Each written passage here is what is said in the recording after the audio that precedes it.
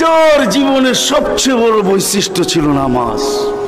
এই জন্যই কোনো এক সময় বলছিলেন বড় দুঃখ কইরা, সওবান ওই দিন কিরকম হবে, দুঃখ করে বলছেন, দুঃখ চোখে পানি নিয়ে বলতেছেন ওই দিন কেমন হবে, সওবান ওই দিন কেমন হবে। বলছে কোন দিন? বলে উমিতাতিস সালাহ, আমার উম্মতের জীবন থেকে নামাজ মুড়া যাবে, ওই দিন কেমন হবে। বড় ব্যথা নিয়ে আমাদেরকে বুঝাইছেন, পিছনে কারণ আছে। এই জন্য আমি চলে গেছি বড় দূর। বড় ব্যথা যদি না হইতো তাহলে আরো সে যায় হারায় যাওয়ার কথা ছিল। আল্লাহর দিদার, আল্লাহর দিদার। কেননা মুসা আলাইহিস সালামের সাথে কথা বলতেন আল্লাহ, কিন্তু 70,000 পর্দার ওই পার থেকে বলতেন, 70,000 পর্দা। আমি তুর পাহাড় চোখে দেখা বলতেছি, তফসির পড়া না। আমার কোনো জিনিস তফসিরে পড়া না, অধিকাংশই চোখে দেখা। আলহামদুলিল্লাহ, আমি তুর পাহাড় চোখে দেখা বলতেছি। আল্লাহ আমাকে নিয়ে গেছেন, দুনিয়া বহুত ঘুরাইছেন।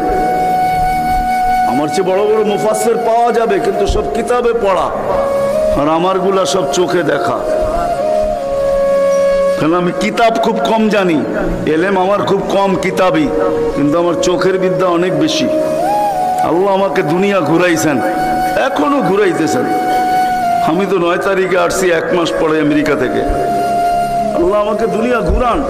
আমি তুর পাহাড় যখন দেখতে গেছি তখন আমার মনে বাড়ছে এখানেই তো কথা হইতো, মুসা আলাইহিস সালামের কথা তো এখানে বসেই হইতো। ওই কথা আর বোঝানো যাবে না যে দৃশ্যটাও মনে হয় চোখের সামনে ভাসতেছিল, মনে হয় কথা এরকমই হবে। কিন্তু হাদিসও ওই সময় মনে উঠছে, যেখানে আইয়ুব আলাইহিস সালাম দুপুরে ঘুমাইতেন, আরাম করতেন, যখন আমি ওইখানে উঠছি আল্লাহ আমাকে নিয়ে গেছিলেন ওইখানে।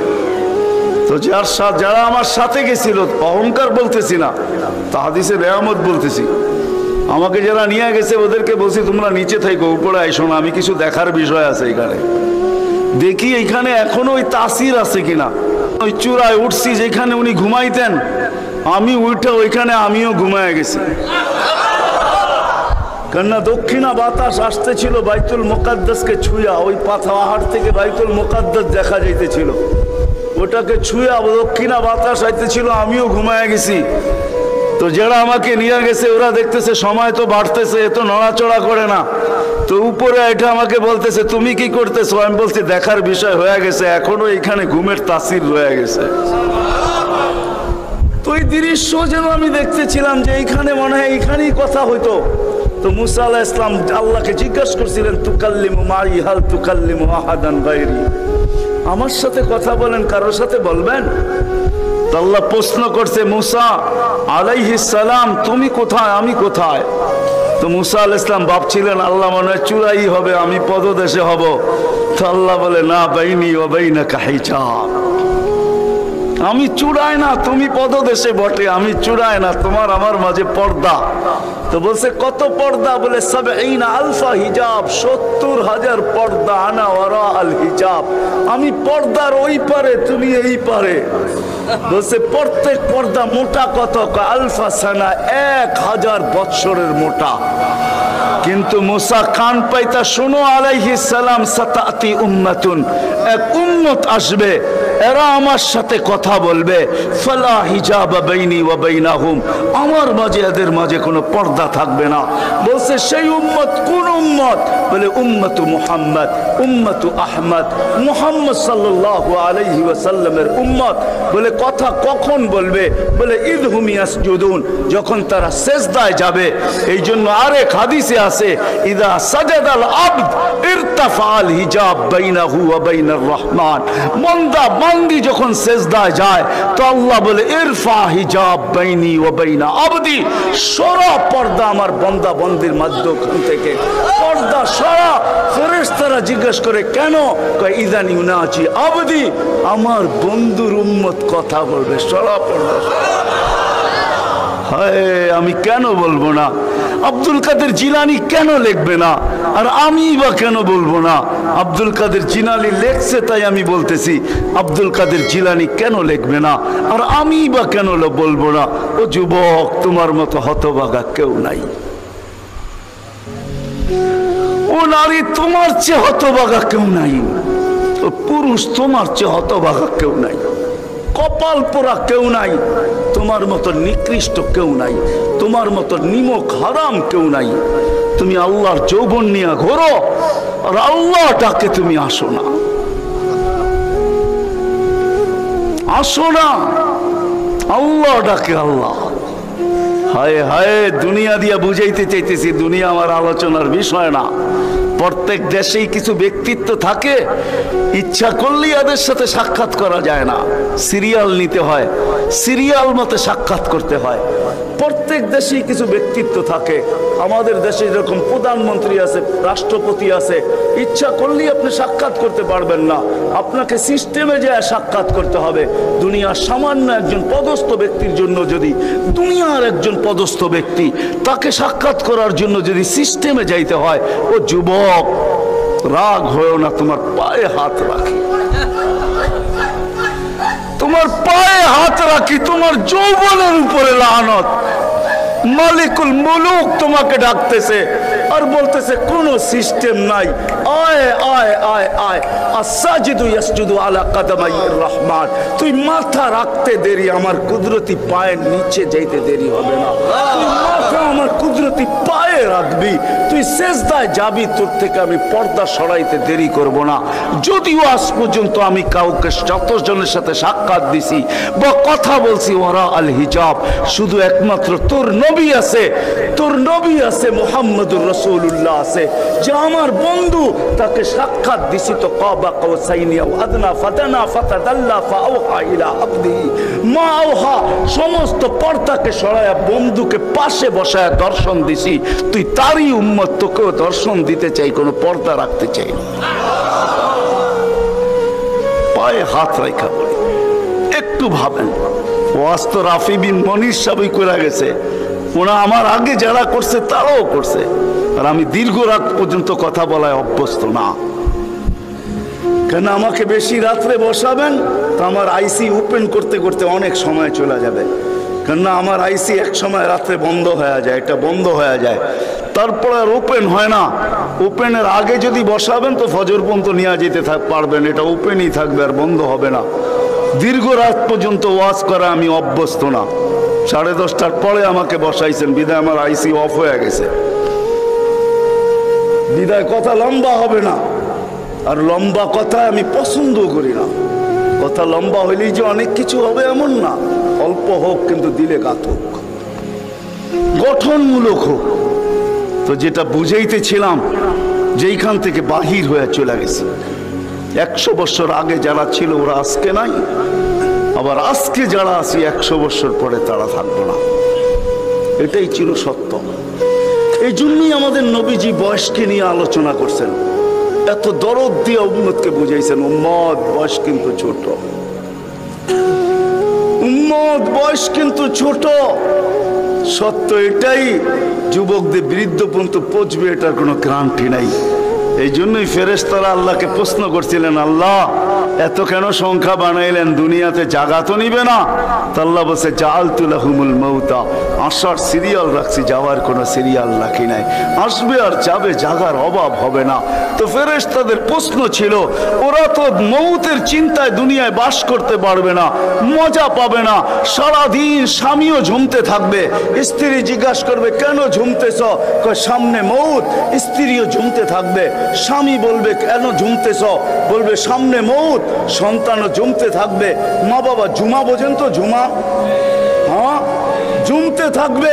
মা বাবা জিজ্ঞাসা করবে ঝুমিস কেন? কয় সামনে মৌত। বড় ঝুমতে থাকবে, ছোট জিজ্ঞাসা করবে ঝুমো কেন? কয় সামনে মৌত। বড় ছোট ঝুমতে থাকবে, বড় জিজ্ঞাসা করবে ঝুমো কেন? বলে সামনে মৌত।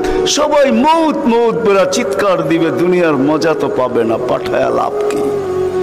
আল্লাহ জবাব দিছে, জাআলতু লাহুমুল আমালা, প্রত্যেকের দিল আশা দিয়া ভরা দিছি, বাঁধবে বাসা, এতে তোমাদের সন্দেহ নাই, তোমাদের চিন্তা করতে হবে না, আশা দিয়া দিল ভরা। যদিও যুবক তুমি যৌবনের আশা নিয়ে বেঁচে আসো যে আমি বৃদ্ধ পর্যন্ত পৌঁছবো, না না না না না না। বেশি দূর যেতে হবে না, মাদায়ার রাস্তা যাও, ঢাকা থেকে চিটাগাং পর্যন্ত জিজ্ঞাসা করো এই রাস্তাকে যে এই পর্যন্ত তুমি কতজন যুবকের জান নিছ যারা ঘোড়ার উপরে বসা ছিল। ঘোড়ার উপরে, ঘোড়া চিনো কি? ঘোড়া চিনেন? আগের জোড়ায় ঘাস খাইতো, এখনকার ঘোড়ায় পেট্রোল খায়। পেট্রোল, এটা ঘোড়াই, এটা ডিজিটাল ঘোড়া আর ওটা অ্যানালগ ঘোড়া ছিল। ওটা গোস্ত মাংসের বানানো ঘোড়া আর এটা লোহা লক্করের বানানো ঘোড়া। জিজ্ঞাসা করো রাস্তাকে এই পর্যন্ত কত যুবককে তুমি ঘোড়ায় বসা অবস্থায় নিছ। সে কিন্তু ঘোড়াই বসা ছিল, ঠিক না? কি অ্যাক্সিডেন্ট হয় না? হয় না? হ্যাঁ, রাস্তাকে জিজ্ঞাসা করো আর কতদিন নিবা, আর কতগুলা নিবা। তো রাস্তা জবাব দিবে যতদিন থাকবো অতদিন নিতেই থাকবো, অতদিন নিতেই থাকবো।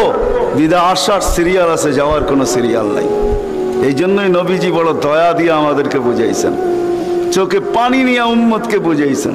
হায় হায় হায়, মনে উঠলো এই জন্য বলতেছি জিবরিল আর মিকাইল আলাইহিস সালাম, কারণ আল্লাহ রসুল যেদিন ভূমিষ্ঠ হন, যেদিন জন্ম নেন, যেদিন দুনিয়াতে পা রাখেন, তো মিকাইল আলাইহিস সালামকে আল্লাহ বডিগার্ড হিসাবে নির্ধারণ করেন যে তুমি আমার বন্ধুর বডিগার্ড।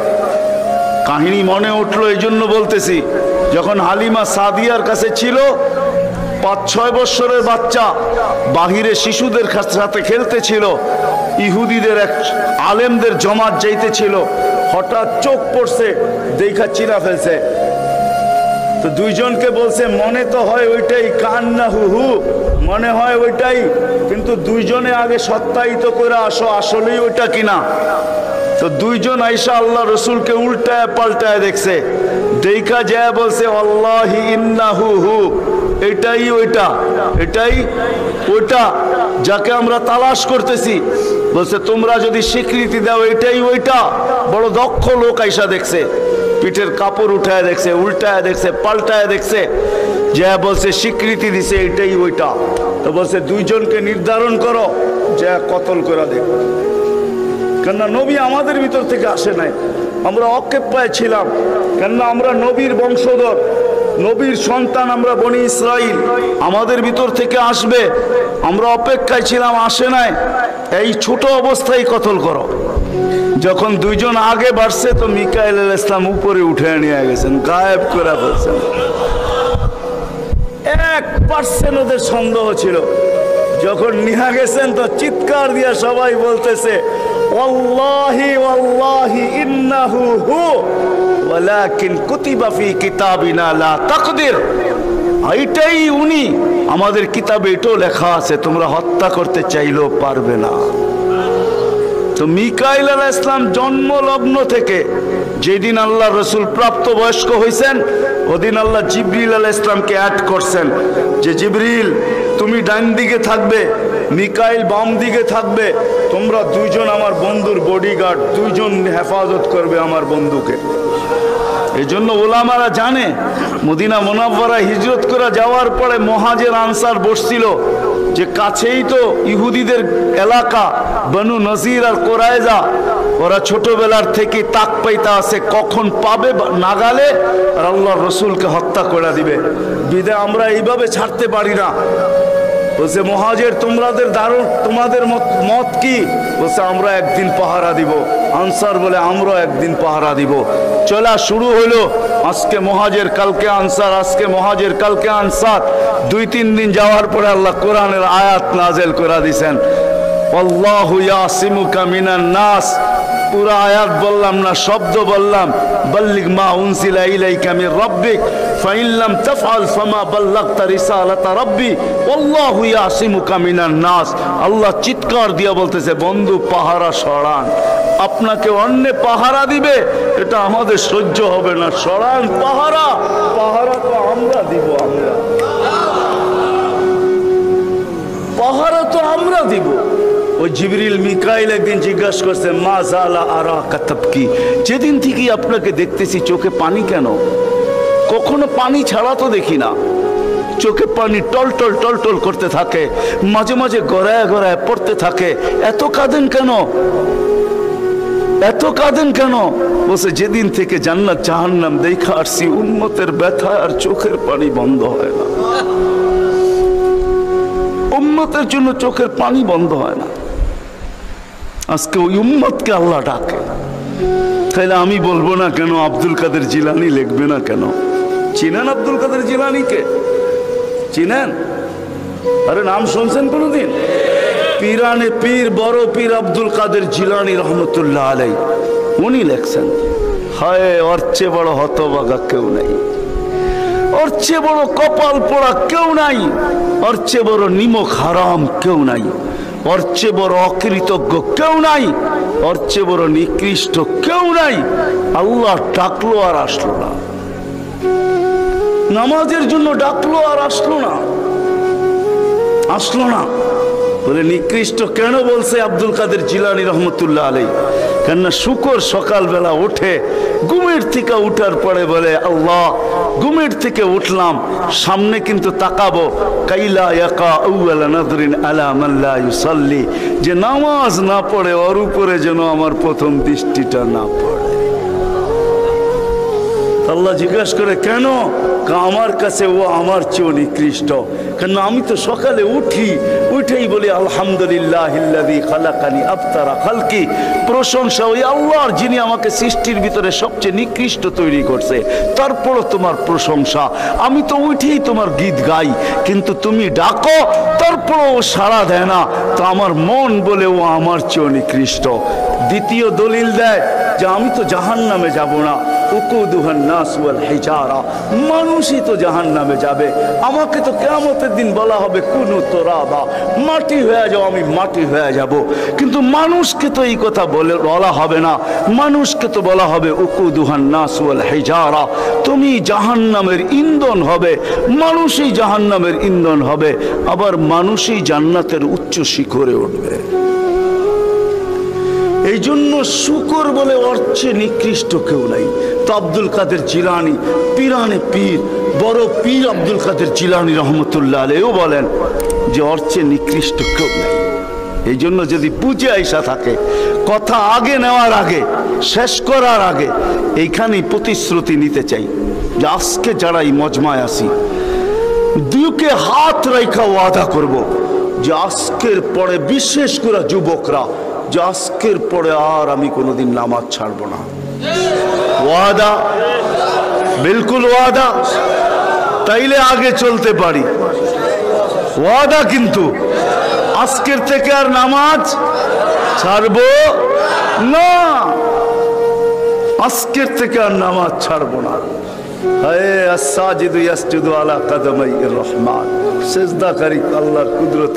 আলী রাদিয়াল্লাহু তাআলা আনহু বলছেন তুরিদু আন তাতাকাল্লাম মা আল্লাহ, তুমি চাও আল্লাহর সাথে কথা বলবে?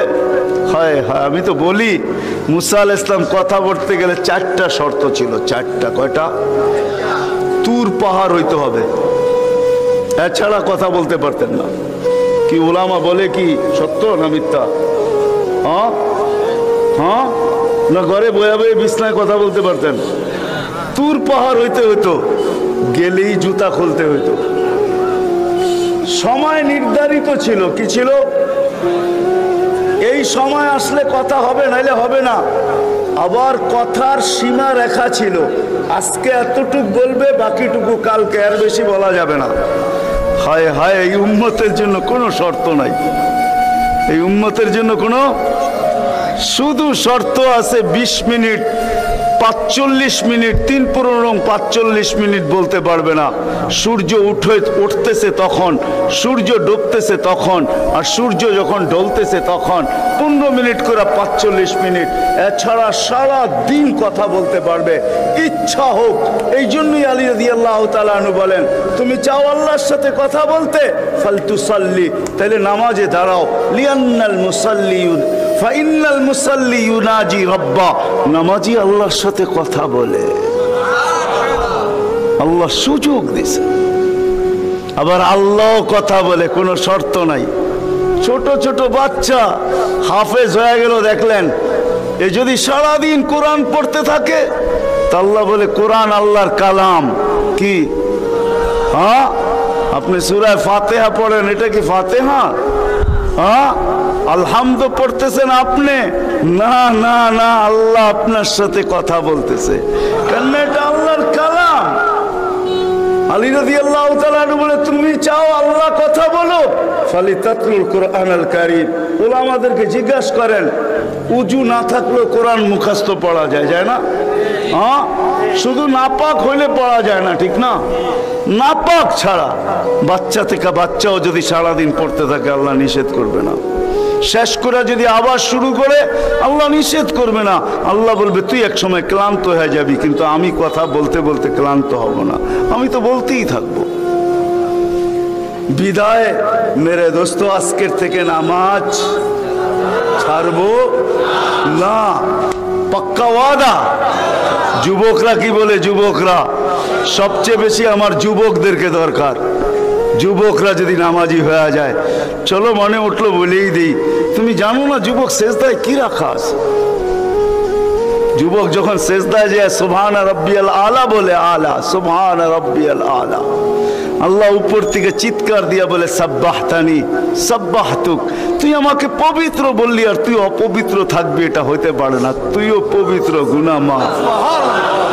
আলাইতানি ফাআলাইতুক, তুই আমাকে মহান বললি আর তুই মহানত্ব পাবি না, এটা হইতে পারে না, তুইও মহান। বলে, আল্লাহ কেমন মহান? বলে, তোর জন্য আরশের নিচে গ্যালারি এখনই ঠিক করতেছি, তোকে আরশের নিচে আমি ছায়া দিব, ও একটা গ্যালারি দিব তোকে। হ্যাঁ, সুপার ডিলাক্স গ্যালারি, যেখানে তুমি বসবে যা চাবে তা পাবে, খাইতে থাকবে আর হিসাব কিতাব দেখতে থাকবে। আল্লাহকে যদি বলি, আল্লাহ এই গ্যালারি কেন দাঁড় করাবেন? আল্লাহ যেন আমাকে বলতে চায়, কয় হিসাব কিতাব দর্শক না হইলে খেলতেও ভালো লাগে না, আবার দর্শক না হইলে খেলতেও ভালো লাগে না, আর দর্শক ছাড়া খেলাও জমে না। আল্লাহ বলে, তোকেদেরকে দর্শক বানাবো, কেন হিসাব কিতাবও তো একটা খেলা, ঠিক না? কি বলেন? হ্যাঁ, খেলাই হবে হিসাব কিতাবের, আরশের নিচে হবে মেলা আর বাহিরে হবে হিসাব কিতাবের খেলা, ঠিক না? কাউকে 50,000 বছর দাঁড় করায় রাখবে, ইয়াউমা তুবলাস সারাইর, সমস্ত গোপন তথ্যগুলা যেগুলা দুনিয়াতে আমরা লুকায়িত রাখছি, কেউ জানে না, সব আল্লাহ ওইখান থেকে উদ্ঘাটন করে নিয়ে আসবে আর সামনে ছড়ায় দিবে, আর হিসাব কিতাব নিতে থাকবে। 50,000 বছর দাঁড় করায় রাখবে, লা ইয়াসাল কদম আবদিন, পাও হেলাইতে দিবে না। আল্লাহ বলছে, দুনিয়ায় বহুত ছুটছ, দুনিয়ায় বহুত ঘুরছ, দুনিয়ায় বহুত করছ, আমি কিচ্ছু বলি নাই, শুধু তাকায়া ছিলাম, নাজিরুন কাইফা তা'মালুন, তুমি কি করো আমি দেখতেছিলাম, তুমি বলতেছিলাম আমি শুনতেছিলাম, কুলতু ফাসামি'তু, আমি শুধু শুনছি, তুমি করতেছিলে আমার বিরুদ্ধে, ফাতাহাম্মালতু, আমি সহ্য করতেছিলাম, কিছুই বলি নাই। আজকে দেখাবো তোমাকে খেলা, গ্যালারি রাখবে তোমার জন্য যুবক, গ্যালারি, এত মর্যাদা। জমিনে চলবে তুমি, তারে হাদিস নিয়ে নাও, জমিনে চলবে, আল্লাহ তোমাকে দেখায় দেখায় উপর থেকে বলবে, লাউলা ইয়া শাবাব, ও যুবক তুই যদি জমিনে না থাকতি, লাউলা শাবাবা খুশা, ওই যুবক যদি জমিনে না থাকতো, যারা আল্লাহর ভয়ে নিজেকে লজ্জাপতির মতো গুটায় আনিছে, আজান শুনতে দেরি, মসজিদের দিকে দৌড়াইতে দেরি হয় না, আল্লাহর হুকুম সামনে আসতে দেরি, পুরা করতে দেরি করে না, নবীর তরিকার বিরুদ্ধাচারণ করে না, এইখানে একজন যুবকও পাওয়া যাবে না।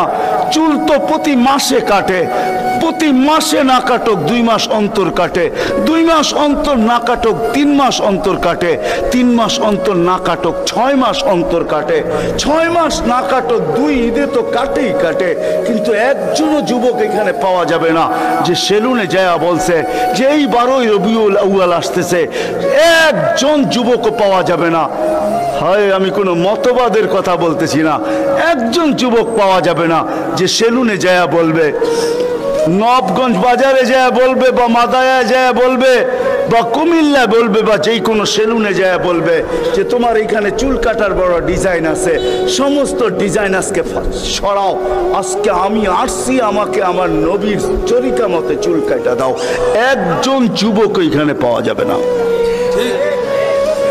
যেই যুবক জীবনে বলছে যে আমাকে নবীর তরিকা মতো আজকে চুল কাটা দাও, আজকে কোনো স্টাইল না, মুহাম্মদুর রাসূলুল্লাহর স্টাইল। যদি বলে তুমি এই স্টাইলে চুল কাটবে কেন, বলছে চুল কাটা দিয়ে জান্নাতে যেতে চাই। হ্যাঁ হ্যাঁ সত্য এটাই, হাদিসে আছে মান তামাসসাকা বিসুন্নতি ইনদা ফাসাদি উম্মতি। তামাসসাক বুঝেন? আগে গ্রামগঞ্জে ছিল শাখো, শাখো চিনেন? কয়টা বাঁশ দিয়ে বানাইতো? একটা বাঁশ দিয়ে, ঠিক না? আর উপরে বান্ধা দিত আর একটা বাঁশ, ঠিক না? দুর্বল মানুষগুলো ওটা দৌড়া দৌড়া পার হইতো, ঠিক না? আর শহরের মানুষ আসলে আগের থেকে পাও কাঁপা শুরু হইতো, কেন হয়তো পার্ক হওয়ায় অভ্যস্ত না, ঠিক না? কি বলেন? 6 জনে মিলা পার করতো, ঠিক না? উপরের বাঁশটা কেন বাঁধা হয়েছে? এই জন্য বাঁধা হয়েছে যে যদিও সাকর থেকে পাও পিছলায় চলে যায়, তাহলে তুমি যেন বাঁশটা দৌড়া লটকায়া থাকতে পারো, দূরের থেকে কেউ দেখা এসা ছুঁইটা তোমাকে ওইখান থেকে উঠাইতে পারে, পানির ভিতরে তুমি না পড়ো। আল্লাহর রাসূল বলে একটা সময় আসবে, কোন উম্মত যদি আমার একটা সুন্নত ধরে এরকম লটকায়, তো আল্লাহর রাসূল বলে তাকে 1 শহীদের না 100 শহীদের সওয়াব দেওয়া হবে। জান্নাতে যাওয়ার জন্য 1 শহীদের সওয়াবই যথেষ্ট, এইখানে 100 দেওয়া হবে। এই জন্যই হাদিসের শব্দ আসছে মান তামাসসাকা বিসুন্নতি, যে আমার একটা সুন্নত ধরে লটকায়া থাকবে। যুবক যদি ভাবে যে কোন সুন্নতই তো আদায় করতে পারতেছি না, না পরিবেশের জন্য পারতেছি, না দুনিয়ার জন্য পারতেছি, কোনোভাবেই পারা সম্ভব না, আমিও জানি পারা সম্ভব না, সবগুলোর উপরে আমল করা যাবে না। যুবক যদি বলে যে আমি আমার চুল কাটাকেই সুন্নত বানায় আনিলাম, নবীর এই সুন্নত ধরেই আমি আটকায় থাকবো, লটকায় থাকবো, যখনই সেলুনে যাব ওকে বলবো সমস্ত ডিজাইন সরা, আমার নবীর ডিজাইন আমাকে কাটা দে, আমার বিশ্বাস চুল কাটা দিয়ে সে জান্নাতে যাবে। চুল কাটা দিয়া একজনও পাওয়া যাবে না, আরেকটা বললেও পাওয়া যাবে না। এই পুরা গ্রাম না, পুরা চান্দিনা থানায় উপজেলার ভিতর থেকে কোন নববধূ পাওয়া যাবে না। পাওয়া যাবে চান্দিনার গ্রামে গ্রামে এখন বিউটি পার্লার আছে না নাই? হ্যাঁ, ঘরে ঘরে বিউটি পার্লার আছে, অনলাইনে সব বিউটি পার্লার চলে, অনলাইনে এসে সেই জায়গায় যায়। কোনো নববধূ পাওয়া যাবে না যে বিউটি পার্লারে যায় বলছে তোমাদের সমস্ত সাজ রাখো, আজকে আমার প্রথম রাত্র, প্রথম দর্শন, প্রথম জীবনের রাত্র, এটা আর জীবনে কোনোদিন ফিরে আসবে না, আজকে আমার বাসর রাত্রে হবে, আজকে আমি সাজতে আসছি, কিন্তু তোমাদের ডিজাইনে না, আমাকে ফাতেমার ডিজাইনে সাজায় দাও, বাকি অন্য দিন আসবো, তোমরা তোমাদের ডিজাইন মতো আমাকে সাজায় দাও, কিন্তু আজকে প্রথম রাত্র আমি ফাতেমার ডিজাইনে সাজতে চাই। একজন নববধূ পাওয়া যাবে না। কি বলেন? চলে তো যাব, আমি কথা শেষ জায়গায় চলে আসছি, চলে তো যাব। 100 বছর আগে যারা ছিল ওরা আজকে নাই, 100 বছর আমরা পরে আমরা থাকবো না। জীবনটা বড় ছোট, আল্লাহর রাসূল বড় দয়া দিয়ে আমাদেরকে বুঝাইতে চেষ্টা করছেন, উম্মত হেলায় হারায় না, ওই জীবনটাকে হেলায় হারায় দিও না, ওটাকে গ্রহণযোগ্যতা পর্যন্ত পৌঁছাও, গ্রহণযোগ্যতা পর্যন্ত পৌঁছাও। কিয়ামতের দিন আমি যেন তোমাদেরকে নিয়ে গৌরব করতে পারি। জিজ্ঞাসা করেন, হাদিসে আছে, আল্লাহর রাসূল আমাদের কাছে দরখাস্ত রাখছে, এরকম হয়ে আইসো যে আমি কিয়ামতের দিন তোমাদেরকে নিয়ে গৌরব করতে পারি। এরকম নিয়ে আইসো না যে আমি কিয়ামতের দিন তোমাদের বিরুদ্ধে চলে যাই। আমি যদি বিরুদ্ধে চলে যাই তো আল্লাহও চলে যাবে। আমি দুনিয়ার বাস্তব হায়াত, কোরআনের আয়াত দেখাইতেছি। এইখানে হাজি পাওয়া যাবে 2-4 জন, বেশিও পাওয়া যাবে। কি হজ করছেন আপনি? হ্যাঁ, হজ করছেন? আলেম ওলামাও পাওয়া যাবে, হাজি পাওয়া যাবে না? পাওয়া যাবে না? হজ করছেন? হ্যাঁ, উমরায় গেছেন? নাহলে উমরায় যাওয়া পাওয়া যাবে। মদিনা মুনাওয়ারা যাওয়ার পরে রওজা একটা আয়াত লেখা আছে, রওজার উপরে কোরআনের আয়াত, ফাইন জাউকা, বন্ধু আপনার কাছে যদি আপনার উম্মত আসে, ওয়াস্তাগফারাল্লাহ, আর আল্লাহর কাছে যদি মাপ চায়, ওয়াস্তাগফারা লাহুমুর রাসূল, আর আপনি যদি একটু ইশারা করে দেন, লাওয়াজাদুল্লাহ তাওয়াবার রহিমা, তো আমি আল্লাহ মাফ করে দিব, দ্বিধা করব না। কত কথা!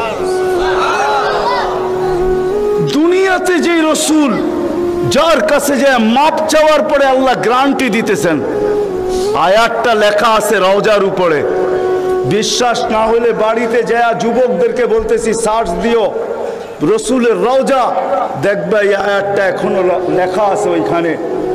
ফাইন জাউকা ওয়াস্তাগফারাল্লাহ ওয়াস্তাগফারা লাহুমুর রাসূল লাওয়াজাদুল্লাহ তাওয়াবার রহিমা। দুনিয়াতে আল্লাহর রসুল হা করে দিলে আল্লাহ মাফ করে দিবে। তো আল্লাহর রসুল বলছে দুনিয়ার জীবনটাকে এরকম নিয়ে আইসো না, আমি যেন গৌরব করতে পারি এরকমই নিয়ে আইসো। এরকম নিয়ে আইসো না যে কিয়ামতের দিন আমি তোমাদের বিরুদ্ধে চলে যাই। আমি যদি বিরুদ্ধে চলে যাই আর কেউ তোমাদের পক্ষে থাকবে না। এই জন্যই কোরআনে আরেক আয়াত আমাদেরকে চিৎকার দিয়া বুঝাইতে চাইতেছেন, রব্বি ইন্না কওমি ইত্তাখাযু হাযাল কুরআনা মাহজুরা।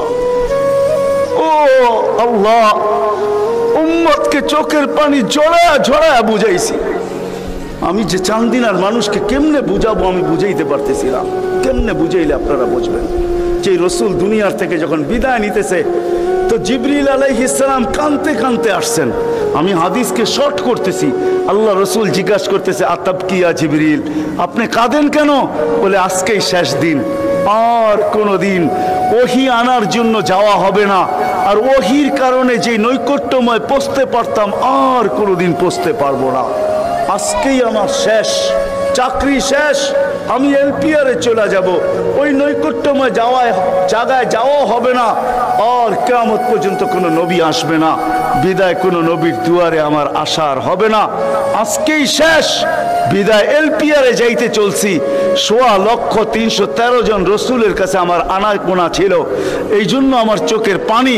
তারপরে জিবরিল প্রশ্ন করছে, ওয়াতাবকি আনতা, আপনি কেন কাঁদেন? আমারটা তো জবাব দিলাম, আপনি জবাব দেন। তো চোখের পানি আরো বেড়ে গেছে। বলতেছে জিবরিল, এক প্রশ্নের জবাব এখনো বাকি। বলছে সেই প্রশ্ন কি? বলে ফামান লিবাদি লি উম্মতি, আমার পরে আমার উম্মতকে কে দেখা রাখবে? কে বুকে জড়ায় রাখবে? কে পাহারা দিয়া রাখবে?